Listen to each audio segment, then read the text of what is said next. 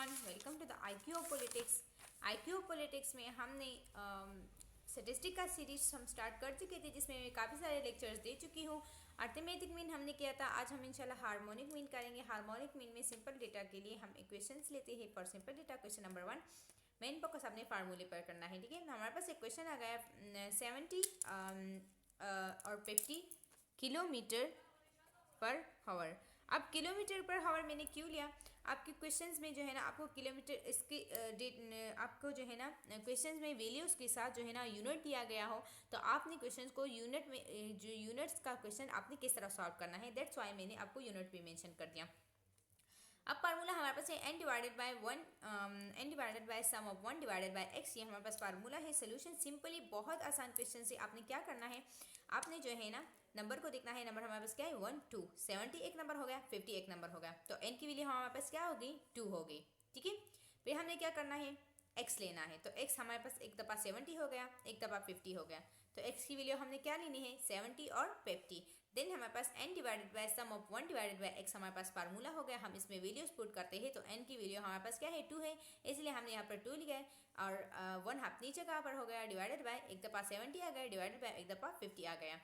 ठीक है, तो 2 डिवाइडेड बाय 1 डिवाइडेड बाय 70 और 2 डिवाइडेड बाय 1 डिवाइडेड बाय 50 आ गया। वैल्यूज़ को हम जो है ना कैलकुलेट करते हैं, तो अब हमने क्या करना है 1 को 70 से डिवाइड करना है। 1 को 1 डिवाइड बाय 70, वैल्यू हमारे पास क्या आ गई 0.01428, 0.02128 हमारे पास एक वैल्यू हो गई। फिर हमें क्या करना है 1 डिवाइडेड बाय 50, 1 को 50 के साथ डिवाइड करना है। 1 divide by 50 is equal to 0.02। दूसरी वैल्यू हमारे पास क्या आ गई 0.02। अब हमने इन दोनों वैल्यूज़ को आपस में प्लस करना है। ठीक है, दोनों वैल्यूज़ को हमने आपस में प्लस करना है। क्यों प्लस करना है, क्योंकि हमें जो है ना 1 डिवाइडेड बाय x का सम चाहिए ना, तो हमारे पास वैल्यूज़ 3 हो 2 हो 4 हो, हमने उन सारों को पहले से 1 से डिवाइड करना है, फिर उन सारों को आपस में प्लस करना है, और उसके बाद हमारे पास सम ऑफ 1 डिवाइडेड बाय x आएगा, और फिर हमने उसे 1 पर डिवाइड करना है।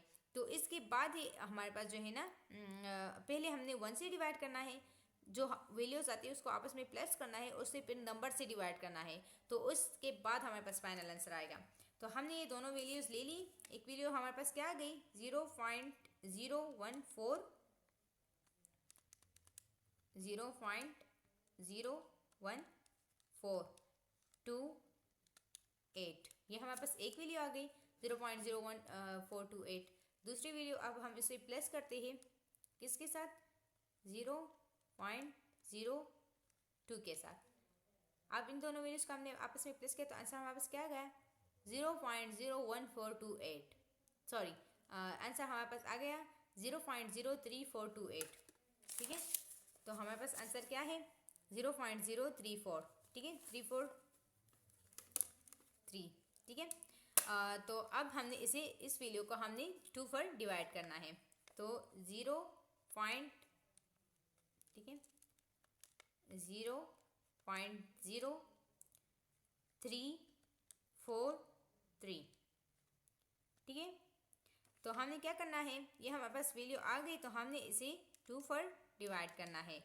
Then 2 divided by 0.0343 is equal to हमारे पास आंसर आ गया 58.30, 90 या जो भी आ गया।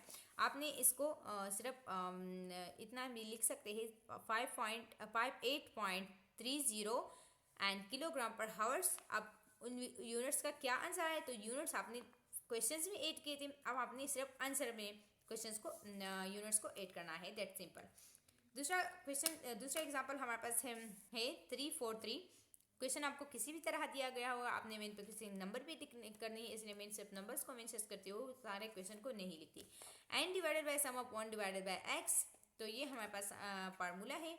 क्वेश्चन हमारे पास क्या है, सबसे पहले हमारे पास वैल्यू है 2, दूसरा वैल्यू है हमारे पास 4, तीसरा वैल्यू हमारे पास है 3।